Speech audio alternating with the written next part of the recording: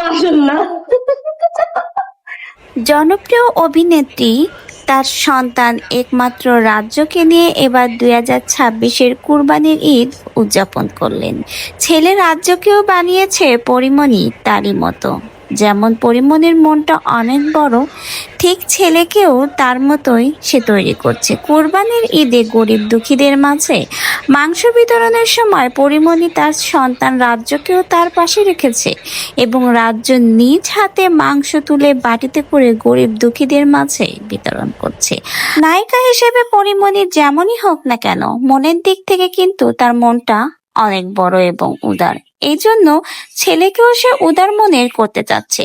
কোরবানির সময় পরিমণি কিন্তু গরিব দুঃখীদের মাঝে পর্যাপ্ত পরিমাণ মাংস বিতরণ করে, যেন একটা পরিবার স্বাচ্ছন্দ্যে সেই মাংসটা রান্না করে পরিবারের সকলকে নিয়ে খেতে পারে।